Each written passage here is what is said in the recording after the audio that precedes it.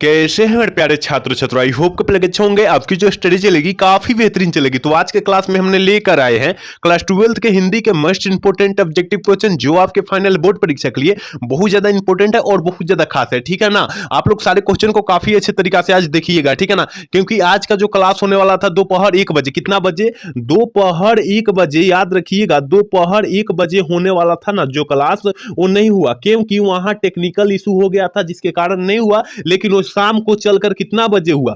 शाम को चलकर 5:15 में क्लास हुआ। आप लोग नहीं देखे होंगे तो आप लोग देख लीजिएगा। ठीक है ना, शाम को 5:15 में क्लास हुआ। ठीक है ना, तो आप लोग देख लीजिएगा क्योंकि दोपहर 1 बजे वाला क्लास नहीं हुआ आपको। ठीक है ना, तो आप लोग देख लीजिएगा। अभी तक हमारे क्लास में आप लोग नहीं जुड़े हैं ना मेरे भाई, आप लोग जुड़ जाइए। डिस्क्रिप्शन में लिंक भी है, वहां नंबर भी है, आप लोग जुड़ जाइएगा। ठीक है ना, सारे बच्चे जुड़ जाइएगा। ठीक है, चलिए हम अपने क्वेश्चन की तरफ बढ़ते हैं बिना टाइम गवाए। लेकिन एक बार सारे बच्चे क्लास को लाइक कर देंगे और चैनल को सब्सक्राइब कर लेंगे। सारे बच्चे, जितने भी बच्चे क्लास में जुड़े हैं ना, वो सारे बच्चे क्लास को लाइक करके और चैनल को सब्सक्राइब कर लेंगे। ठीक है, 1 नंबर क्वेश्चन कर रहे हैं ना कि मलिक मोहम्मद जायसी जी थे, क्या थे? ये प्रश्न जो है बहुत ज्यादा इंपॉर्टेंट है मेरे भाई, कि मलिक मोहम्मद जायसी जी क्या थे। हमने आपको बहुत बार क्वेश्चन बतलाया था कि मलिक मोहम्मद जायसी जी जो थे ना, याद रखिएगा फकीर थे। ठीक है ना, फकीर थे। ऑप्शन सी वाला सही हो जाएगा क्योंकि आपके फाइनल बोर्ड परीक्षा में काफी बार प्रश्न पूछा गया है। ठीक है ना, आप लोग याद रखिएगा प्रश्न को। ठीक है, चलिए क्वेश्चन नंबर 2 की तरफ बढ़ते हैं। और 2 नंबर क्वेश्चन कह रहा है कि सूरदास की कौन सी रचना है? सूरदास की कौन सी रचना है? हमने आपको बतलाया था पुत्र वियोग जो है सुभद्रा कुमारी चौहान की है, और करबक जो है मलिक मोहम्मद जायसी जी की है, और छप्य जो है नाभादास की है। लेकिन पदवन जो है ना सूरदास जी की रचना है। ठीक है ना, इस तरह होता है, पद 1 होता है और पद 2 होता है। याद रखिएगा, पद 2 होता है तो पद 1 जो है सूरदास की रचना है, और पद 2 है ना, याद रखिएगा तुलसीदास जी की रचना है। आप लोग दोनों याद रखिएगा। ठीक है ना, तो यहाँ ऑप्शन जो हो जाएगा, फाइनली ऑप्शन जो हो जाएगा डी हो जाएगा। 2 का ऑप्शन हम लोग डी टिक कर देंगे, याद रखिएगा। ठीक है, चलिए क्वेश्चन नंबर 3 की तरफ बढ़ेंगे। और 3 नंबर क्वेश्चन कह रहा है ना कि कृष्ण कहां बैठकर भोजन कर रहे थे? कृष्ण जी कहां बैठकर भोजन कर रहे थे? ये प्रश्न जो है हमने आपको बहुत बार बतलाया। ठीक है ना, क्योंकि जो क्लास हो रहा है ना शाम को 6 बजे, जो बच्चा जुड़ रहा है वो सारे क्वेश्चन को अवेलेबल मार देगा। ठीक है ना, अवेलेबल मार देगा, याद रखिएगा। तो शाम को 6 बजे और दोपहर में 1 बजे आप लोग जुड़ने का प्रयास कीजिएगा। ठीक है ना, तो कहां बैठकर भोजन कर रहे थे? तो याद रखिएगा नंद जी के गोद में। ठीक है, ऑप्शन ए वाला सही हो जाएगा। ठीक है, चलिए 4 नंबर क्वेश्चन क्या कह रहा है, देखिए यहां पर 4 नंबर क्वेश्चन है। और 4 नंबर क्वेश्चन करें कि प्रस्तुत पद में कृष्ण को किसकी सूचना दी गई थी? कृष्ण को किसकी सूचना दी गई थी? ये तो प्रश्न हम लोग आपको जो है हमने बहुत बार बतलाया है मेरे भाई, कि याद रखिएगा भोर होने की, सुबह होने की क्या दी गई थी? सूचना दी गई थी। ऑप्शन जो हो जाएगा 4 का ऑप्शन सी हो जाएगा। आप लोग याद रखिएगा। ठीक है, एक बार सारे बच्चे क्लास को लाइक कर लेंगे। सारे बच्चे, जितने भी बच्चे क्लास को देख रहे हैं ना, वो बच्चे क्लास को लाइक करके और चैनल को सब्सक्राइब कर लेंगे। ठीक है, चलिए क्वेश्चन नंबर 5 की तरफ बढ़ेंगे। और 5 नंबर क्वेश्चन करें कि सूरदास की अनुमानित जन्म तिथि क्या है? सूरदास जी की अनुमानित जन्म तिथि क्या है? ये तो प्रश्न हमने आपको बहुत बार बतलाया मेरे भाई, तो याद रखिएगा। 5 का ऑप्शन जो हो जाएगा क्या हो जाएगा? सी हो जाएगा, बी हो जाएगा, 1978 ईस्वी। ठीक है ना, 1978 ईस्वी में है, ऑप्शन बी वाला सही हो जाएगा। 5 का ऑप्शन बी हो जाएगा, आप लोग याद रखिएगा। ठीक है, चलिए अगला क्वेश्चन यानी 6 नंबर क्वेश्चन करें कि रामचरितमानस किसकी रचना है? किस लेखक की रचना है? देखिए बिहार बोर्ड ना आपके जो है ना पेपर में जो है रचना से काफी सारे क्वेश्चन डाल रहा है। ठीक है ना, काफी सारे क्वेश्चन डाल रहा है, तो रचना को जो है आपको याद रखने की जरूरत है। रचना को याद रखने की जरूरत है। आप लोग सारे बच्चे जो है ना रचना को याद कर लीजिएगा। ठीक है ना, तो रामचरितमानस कह रहा है तो याद रखिएगा तुलसीदास जी की रचना है। ऑप्शन बी वाला सही हो जाएगा। 6 का ऑप्शन हम लोग बी टिक कर देंगे, याद रखिएगा। ठीक है, चलिए अगला क्वेश्चन 7 नंबर क्वेश्चन क्या कर रहा है, कह रहा है ना कि तुलसीदास को किस चीज की भूख थी? तुलसीदास जी को किस चीज की भूख थी? हमने आपको बतलाया था भक्ति की भूख थी। क्या के भक्ति के? ऑप्शन बी वाला सही हो जाएगा। 7 का ऑप्शन हम लोग वी टिक कर देंगे। ठीक है, चलिए क्वेश्चन नंबर 8 क्या कह रहा है, कह रहा है कि आत्माराम दुबे तुलसीदास के कौन थे? आत्माराम दुबे तुलसीदास जी के कौन थे? ये तो हमने आपको बहुत बार बतलाया था, तो याद रखिएगा 8 का ऑप्शन जो जाएगा सी हो जाएगा, पिताजी थे। ऑप्शन सी वाला सही हो जाएगा। ठीक है ना, 8 का ऑप्शन हम लोग सी टिक कर देंगे, याद रखिएगा आप लोग। ठीक है ना, आप लोग क्लास में अगर नहीं जुड़े हैं ना तो सारे बच्चे क्लास में जुड़ जाइएगा, क्योंकि आपको जो है ना बिल्कुल फ्री में पीडीएफ या नोट्स दिया जा रहा है। ठीक है ना, बिल्कुल फ्री में ना मात्रा में दिया जा रहा है, याद रखिएगा। एक भी पैसा नहीं लग रहा है, तो आप लोग जुड़ने का प्रयास कीजिए। डिस्क्रिप्शन में लिंक भी है, वहां नंबर भी है, आप लोग मैसेज सेंड कीजिएगा, हम लोग उधर से लिंक, ग्रुप का लिंक भेज देंगे, आपको शेयर कर देंगे। ठीक है ना, तो आप लोग जुड़ जाइएगा। चलिए 9 नंबर क्वेश्चन क्या कर रहा है, कह रहा है ना रत्नावली जो है, रत्नावली के पिता का क्या नाम था? रत्नावली जी के पिता का नाम क्या था? ये तो प्रश्न हमने आपको बहुत बार बतलाया है, तो याद रखिएगा 9 का ऑप्शन बी हो जाएगा, दीनू बंधु दास था। ऑप्शन बी वाला सही कर देंगे। 9 का ऑप्शन हम लोग बी टिक कर देंगे। ठीक है, चलिए अगला क्वेश्चन यानी 10 नंबर क्वेश्चन क्या कह रहा है, देखिए कह रहा है ना किसकी कविता को सुनकर कभी नाभा दास सिर झुका लेते हैं? बहुत ही इंपॉर्टेंट क्वेश्चन है, ठीक है ना, बहुत इंपॉर्टेंट है। आपके फाइनल बोर्ड परीक्षा 2023 में प्रश्न पूछा गया है, ठीक है ना। तो किसकी कविता को सुनकर नाभा दास जी अपना सिर झुका लेते हैं? तो याद रखिएगा सूरदास की, ठीक है ना। ऑप्शन ए वाला सही हो जाएगा, ठीक है। 10 का ऑप्शन ये हो जाएगा, याद रखिएगा। चलिए क्वेश्चन नंबर 11 क्या करें, नाभा दास किसके समकालीन थे? नाभा दास जी किसके समकालीन थे? जल्दी से जो है 11 का ऑप्शन आप लोग फटाफट बतला दीजिए क्या हो जाएगा। तो 11 का ऑप्शन जो हो जाएगा बी हो जाएगा। क्या हो जाएगा? बी हो जाएगा, तुलसीदास के समकालीन थे। ऑप्शन बी वाला सही कर देंगे, ठीक है। चलिए क्वेश्चन नंबर 12 क्या कर रहा है, करे छप्य कितनी पंक्तियों का छंद होता है? छप्य में जो होता है कितनी पंक्तियों का जो होता है छंद होता है, ये हमने कल या परसों के क्लास में ये क्वेश्चन आया था और हमने कराया भी था, ठीक है ना। तो याद रखिएगा 12 का ऑप्शन जो हो जाएगा ना सी हो जाएगा, ठीक है ना। 6 छंदों में क्या किया गया, रचा गया है, पंक्तियों में है, याद रखिएगा ऑप्शन सी वाला सही हो जाएगा, ठीक है। चलिए क्वेश्चन नंबर 13 क्या कर रहा है, कह रहा है ना कि बीमल में कौन सा उपसर्ग है? बीमल में कौन सा उपसर्ग है? हमने आपको बहुत अच्छे तरीका से बतलाया था मेरे भाई कि जो पहले किसी शब्द के पहले जुड़ेगा उसे हम लोग उपसर्ग बोलेंगे और किसी शब्द के अंत में जुड़ेगा उसे हम लोग प्रत्यय बोलेंगे। यहां बी जब जुड़ गया तो बी उपसर्ग हो गया, ऑप्शन ए वाला सही हो जाएगा, ठीक है। चलिए क्वेश्चन नंबर 14 क्या कर रहा है, कह रहा है नाम राष्ट्र शब्द का विशेषण क्या होगा? राष्ट्र शब्द का विशेषण जो होता है राष्ट्रीय होता है, और भारत का पूछा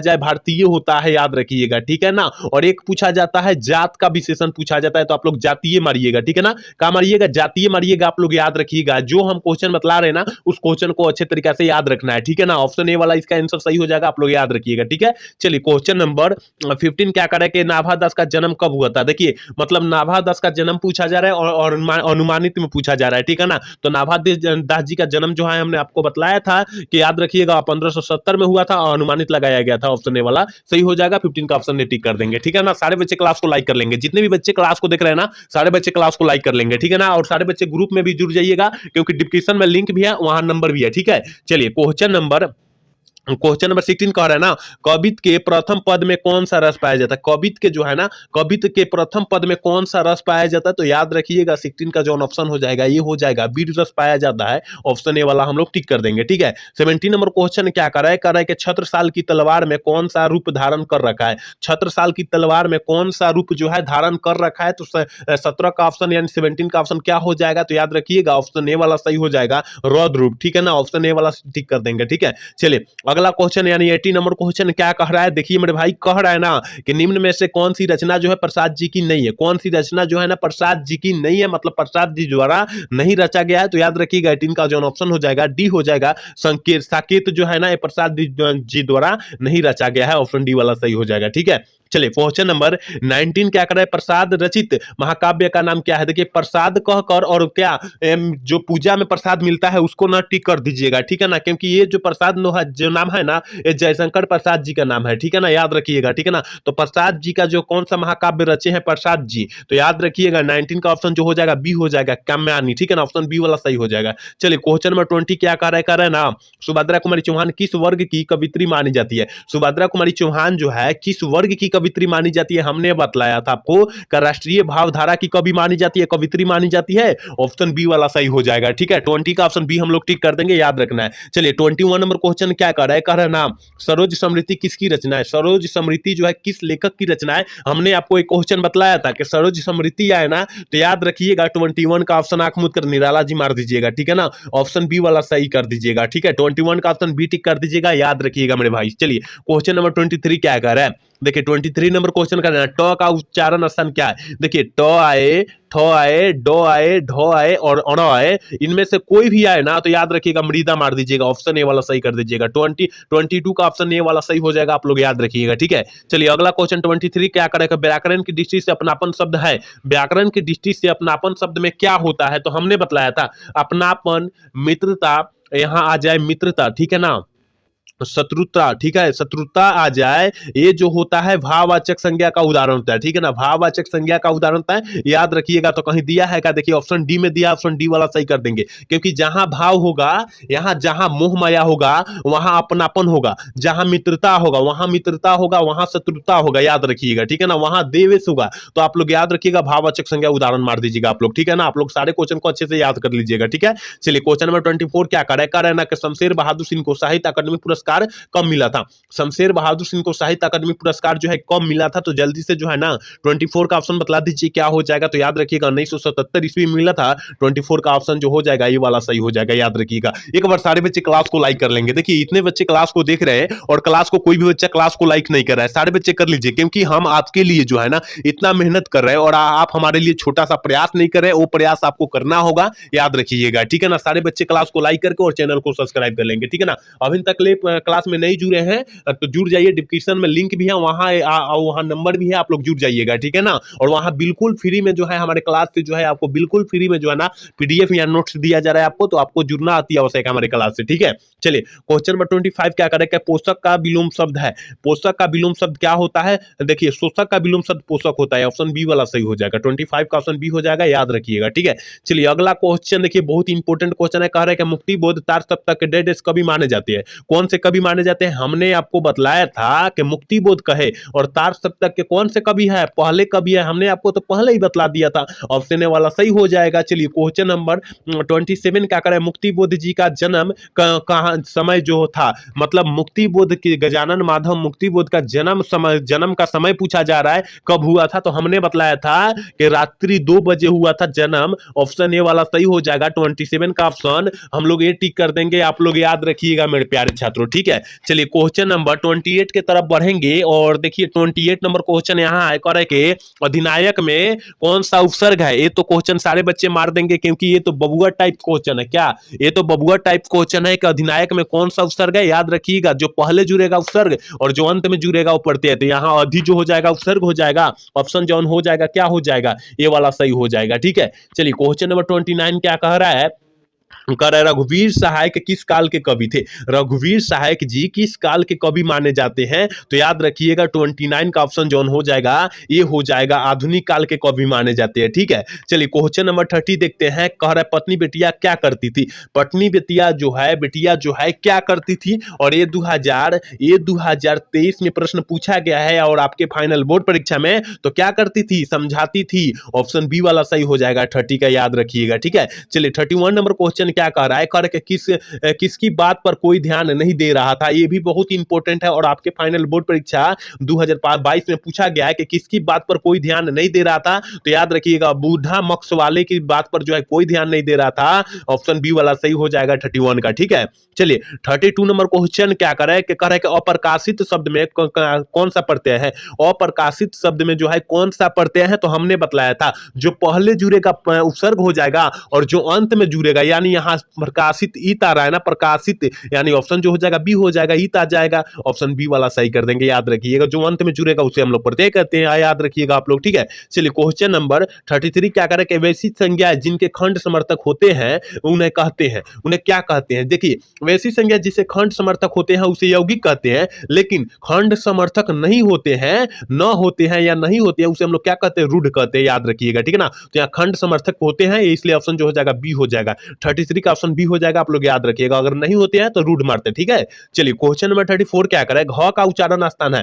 घ का उच्चारण स्थान क्या होता है? हमने आपको एक क्वेश्चन बतलाया था कि घ का उच्चारण स्थान याद रखिएगा मेरे भाई, कंठ हो जाएगा। क आए, ख आए, घ आए, ग आए और घ आए, अंग आए, ये जो होता है घ का उच्चारण होता है, कंठ का उच्चारण स्थान होता है, याद रखिएगा, ठीक है। चलिए क्वेश्चन नंबर 35 क्या करें कि एक गिलास पानी लाओ, वो वाक्य है, मतलब इसमें वाक्य क्या है? तो देखिए यहाँ पर जो है ना मेरे भाई, यहाँ पर किसी को जो है ना ऑर्डर दिया जा रहा है, ऑर्डर दिया जा रहा है, याद rखिएगा। इसका ऑर्डर का मतलब होता है किसी को आज्ञा देना, ठीक है ना, आज्ञा देना, याद रखिएगा। तो ऑप्शन सी वाला सही हो जाएगा, 35 का ऑप्शन जो हो जाएगा सी हो जाएगा, ठीक है। चलिए 36 नंबर क्वेश्चन क्या करके पुस्तक शब्द कौन सा संज्ञा है? पुस्तक जो है कौन सा संज्ञा का उदाहरण? देखिए पुस्तक जो होता है एक प्रकार का नहीं होता है मेरे भाई, ठीक है ना। पुस्तक जो होता है वो एक प्रकार का नहीं होता है, कई प्रकार का होता है पुस्तक, ठीक है ना। जैसे कि आप लोग पढ़ते हैं, अभी हिंदी पढ़ रहे हैं तो हिंदी का एक पुस्तक हो गया, इंग्लिश पढ़ते हैं इंग्लिश का पुस्तक हो गया, आप लोग याद रखिएगा फिजिक्स का पढ़ते हैं, हिस्ट्री का पढ़ते हैं, केमिस्ट्री का पढ़ते हैं, बायोलॉजी का पढ़ते हैं, मतलब अलग अलग प्रकार का पुस्तक होता है, याद रखिएगा।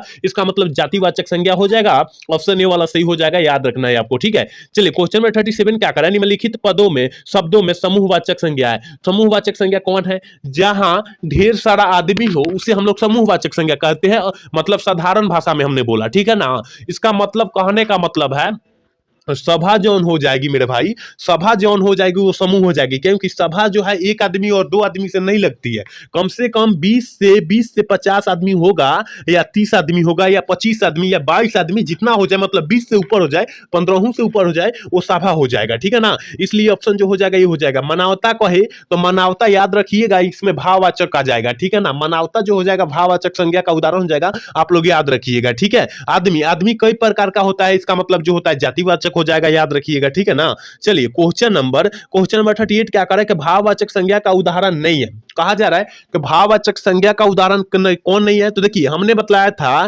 कि सुंदरता जो है, सुंदरता मतलब मोहमाया है ना, मोहमाया है, इसका मतलब भाववाचक संज्ञा का उदाहरण है शत्रुता। शत्रुता कब होगा, जब उसको देखेंगे तो जलन होगा, वो आगे बढ़ेगा व्यक्ति, तो आप देखेंगे तो जलन होगा, इसका मतलब शत्रुता हो गया, यानी भाववाचक का संज्ञा उदाहरण हो गया, याद रखिएगा। अच्छाई मतलब वो बहुत अच्छा है, इसका मतलब उसके गुण के बारे में बात किया जा रहा है, इसका मतलब जो होता है उसके स्वभाव भाव के बारे में बात किया जा रहा है, इसका मतलब जो जाएगा भाववाचक संज्ञा का उदाहरण हो जाएगा। लेकिन ताजमहल जो है नहीं होगा, याद रखिएगा। ये जो हो जाएगा जातिवाचक संज्ञा का उदाहरण हो जाएगा, ऑप्शन ए वाला सही हो जाएगा, आप लोग अच्छे से याद रखिएगा इसको। ठीक है, चलिए क्वेश्चन नंबर 39 क्या करें कि कवि शब्द का स्त्रीलिंग रूप क्या होता है। कवि शब्द का स्त्रीलिंग रूप तो हमने आपको बताया था कवित्री, क्या होगा, कवित्री, ऑप्शन सी वाला सही हो जाएगा। ठीक है, 39 का ऑप्शन सी हो जाएगा, आप लोग अच्छे से याद रखिएगा। एक बार सारे बच्चे क्लास को लाइक कर लेंगे। ठीक है ना, जितने भी बच्चे क्लास को देख रहे हैं ना, वो बच्चा जो है क्लास को लाइक करके और चैनल को सब्सक्राइब कर लेंगे। ठीक है ना, और हमारे अभी तक क्लास से आप लोग नहीं जुड़े हैं तो सारे बच्चे जुड़ जाइए, डिस्क्रिप्शन में लिंक भी है और वहां नंबर भी है, आप लोग नंबर पर मैसेज करके आप लोग जुड़ सकते हैं। ठीक है ना, और बिल्कुल फ्री में आपको जो है ना पीडीएफ या नोट्स दिया जा रहा है, आप लोग जुड़ने का प्रयास करें ग्रुप में। ठीक है, चलिए क्वेश्चन नंबर 14 क्या करें, 14 नंबर क्वेश्चन करें कि हिंदी भाषा में वचन कितने प्रकार के होते हैं। हिंदी भाषा में बोला जा रहा है, ठीक है ना, तो हमने आपको बताया था एक वचन और बहुवचन, मतलब कितना हुआ, दो हुआ, ऑप्शन जो हो जाएगा बी हो जाएगा। लेकिन यहां संस्कृत का बात करता तब हम लोग 3 मारते। ठीक है ना, आप लोग याद रखिएगा। चलिए 41 नंबर क्वेश्चन क्या कर रहे हैं ना, निम्नलिखित में कौन सी रचना नाभा दास की है। कौन सी रचना जो है नाभा दास जी की है, तो ये याद रखिएगा, नाभा दास की पूछा जा रहा है। तो हमने बताया था सूर्य सागर जो है सूरदास जी की रचना है, भक्तमाल जो है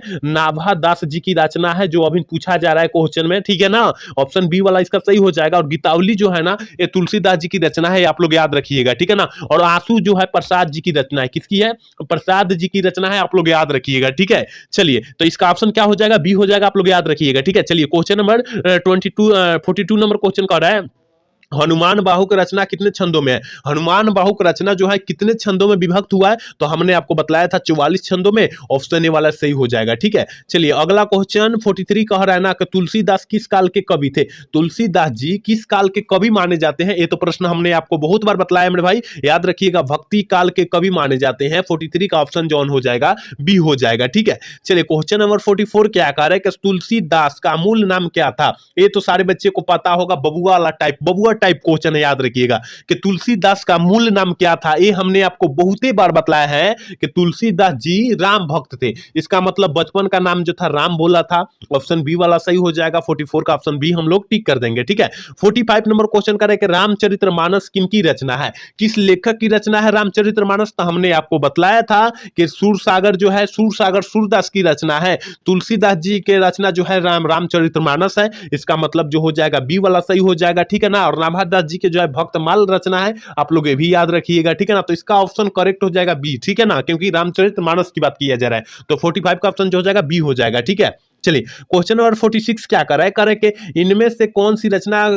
तुलसीदास की नहीं है। तुलसीदास जी की कौन सी रचना नहीं है, हमने बोला था कि तुलसीदास जी की रचना कौन नहीं है। देखिए राधा स्तुति जो है ना, ये तुलसीदास जी की नहीं है। 46 का ऑप्शन जो हो जाएगा डी वाला सही हो जाएगा। 47 नंबर क्वेश्चन कर रहा है कि सूरदास के संकलित पदों में कौन सा रस पाया जाता है या रस है। संकलित रसों में पदों में जो है कौन सा रस पाया जाता है, ये हमने आपको बतलाया था कि मेरे भाई सूरदास का वात्सल्य रस मारिएगा, ऑप्शन बी वाला सही कर दीजिएगा। 47 का ऑप्शन बी हो जाएगा, आप लोग याद रखिएगा। मात्र 50 क्वेश्चन है और बहुत ही इंपॉर्टेंट क्वेश्चन है, आप लोग याद रखिएगा सारे प्रश्नों को। ठीक है, चलिए क्वेश्चन नंबर 48 करके सूरदास की किस मार्ग में दीक्षित हुए थे। सूरदास जी किस मार्ग में दीक्षित हुए थे, तो याद रखिएगा पुष्टि मार्ग मारिएगा, ऑप्शन जो हो जाएगा 48 का ऑप्शन सी आप लोग टिक कर दीजिएगा। ठीक है, चलिए अगला क्वेश्चन यानी 49 नंबर क्वेश्चन कर रहा है कि सूरदास की रचनाओं की भाषा क्या है। मतलब जो सूरदास जी जी जो भाषा रचे हैं उस भाषा का जो रचना रचे हैं उस भाषा पूछा जा रहा है, कौन से भाषा में रचना, कौन से रचना जो है कौन से भाषा में रचे हैं, ठीक है ना।